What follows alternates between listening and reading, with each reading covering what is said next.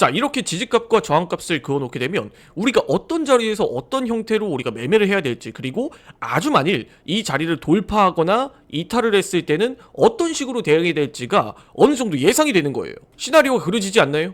여기서 이런 자리를 쭉 이렇게 돌파를 하고 캔들이 이렇게 안착을 하게 되면 이런 자리에서는 다시 680자리를 깨고 내려가지 않는 이상은 우리가 680 위 구간에서 다시 정고점을 향해서 달려갈 가능성도 있다라는 거죠. 반갑습니다. 트레이딩 알파팀입니다. 영상을 시청하시기 전에 구독과 좋아요 부탁드리고, 해외 증권사를 사용하시면 나스닥 한 계약 기준 140만원, 최소 증거금 0.01계약 기준 15,000원부터의 선물 거래가 가능합니다. 자세한 내용은 댓글 혹은 더보기란에 셀프 계좌 개설 영상 혹은 고객센터를 참조해 주시기 바라겠습니다. 자, 오늘 영상은 해외 선물 매매에서 추세선을 긋는 방법에 대해서 한번 이야기를 드려보도록 할게요.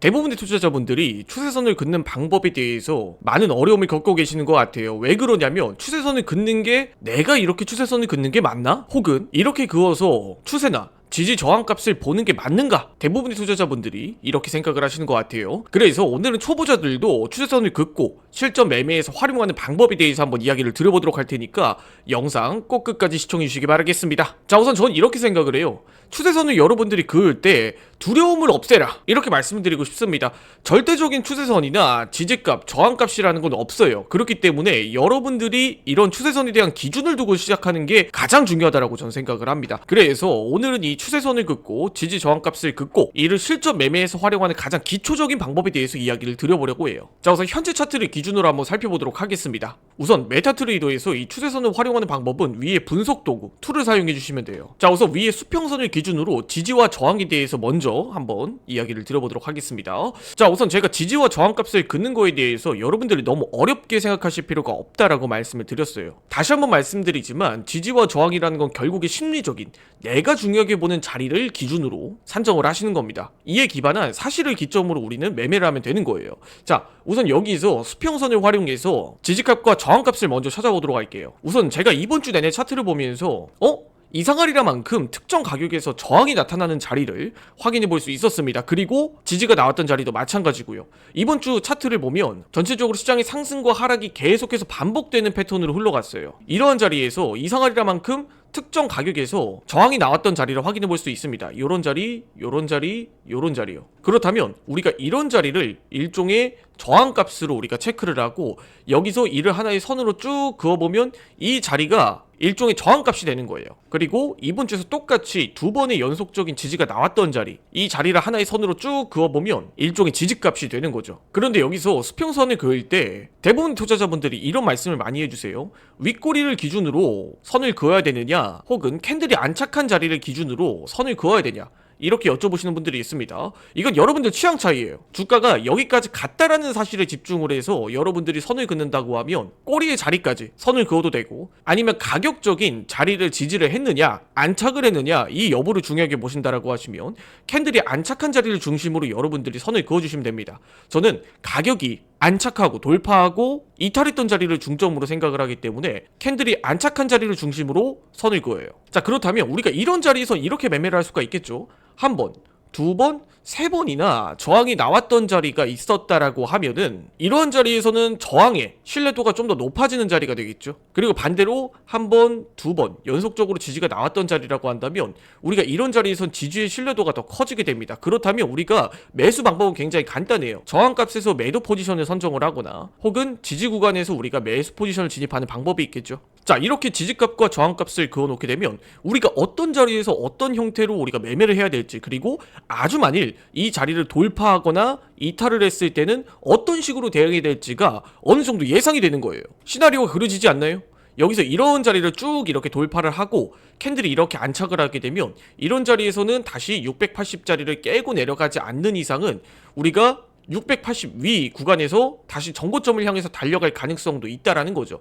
그렇기 때문에 여러분들이 일종의 기준이 생깁니다. 혹은 주가가 이렇게 쭉 하락한다고 하더라도 우리가 이전에 그어놓았던 저항값과 지지값에 대한 기준이 생겨버리기 때문에 주가가 쭉 하락을 하든 단기적으로 횡보를 하든 어떤 자리에서 어떻게 대응해야 될지가 대략적으로 감이 잡힌다라는 거예요. 그렇게 됐을 때 여기서 뭐 680 구간을 돌파를 하게 되면 우리가 매수 포지션을 잡아본다라든지, 혹은 여기서 이전에 지지가 나왔던 430 값을 이탈을 쭉 해버린다라고 하면 우리가 여기서 매도 포지션을 진입하는 방법도 있겠죠. 그렇기 때문에 여러분들이 이 지지값과 저항값 하나만 잘 그어놓는다고 하면 매매에 대한 확고한 기준이 생긴다라는 거예요. 단 여기서 조심해야 될 부분이 무엇이냐면, 전일 차트와 같이 680 구간을 뚫고 이렇게 쭉 올라가면서 캔들이 마치 전고점을 돌파하는 듯한 모습을 보여줬지만, 단기의 관점에서는 여기서 충분히 매수 포지션이 나왔습니다. 하지만 여기서 다시 680 구간을 뚫고 내려간다라고 하면 본청 혹은 스위칭 대응 또한 요한다라는 거죠. 자, 두 번째로 채널값에 대해서 한번 이야기를 들어보도록 할게요.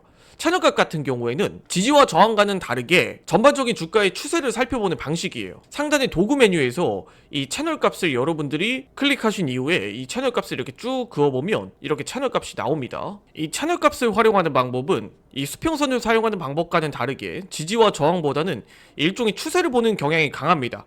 이 채널값 또한 너무 완벽하게 그을 필요는 없어요. 단기적으로 추세를 볼 때는 일종의 형성한 주가의 저점과 고점을 이렇게 쭉 연결해서 보는 거예요. 그렇게 됐을 때 이렇게 주가가 수평 상태로 쭉 이렇게 채널값 내에서 움직이다가 채널 상단값을 돌파하는 자리, 혹은 채널 하단값을 이탈하는 자리, 이러한 자리에서 추세가 다시 또 상방으로 전환이 될 가능성이 높다. 추가적으로 더 강한 상승 패턴으로 돌려나갈 가능성이 높다. 이렇게 생각을 하고 채널 상단값을 돌파했을 때 매수 포지션을 진입하는 방법입니다. 참고로 메타트레이더 내에서는 이 채널값이 완벽하게 구현이 되진 않아요. 그렇기 때문에 예시를 위해서 우선 이렇게 설명드리도록 하고, 채널값 같은 경우에 여러분들이 이 채널값 매매를 굉장히 중요하게 생각을 한다 라고 한다면 채널값에 특화되어 있는 플랫폼을 같이 연계해서 활용하시는 것도 방법이에요. 저는 개인적으로 채널 매매 잘 하지 않습니다. 실제로 이 채널값을 돌파했다가 바로 이렇게 이탈이 나오는 경우나, 혹은 전체적으로 몇 분봉을 보느냐에 따라서 이 추세가 달라져 보일 수 있기 때문에 이 채널값 같은 경우에 저는 잘 활용하지 않아요. 이건 투자자들마다 취향 차이가 있다 보니까 여러분들 참고해 주시기 바라고, 이 외에도 뭐 피보나치라든지 혹은 자동 추세선을 활용해서 여러분들이 추세선이나 지지와 저항의 값을 활용하는 방법 또한 있다 보니까 이 부분들 또한 참고해 주시기 바라고, 오늘 영상은 여기까지 마무리 짓도록 하겠습니다. 해외증권사 계좌개설 혹은 메타트레이더 관련 문의사항은 아래 더보기란에 있는 셀프 계좌개설 영상 혹은 고정 댓글에 있는 고객센터를 참조해 주시기 바라겠습니다. 해외증권사를 사용하시면 나스닥 한 계약 기준 140만원,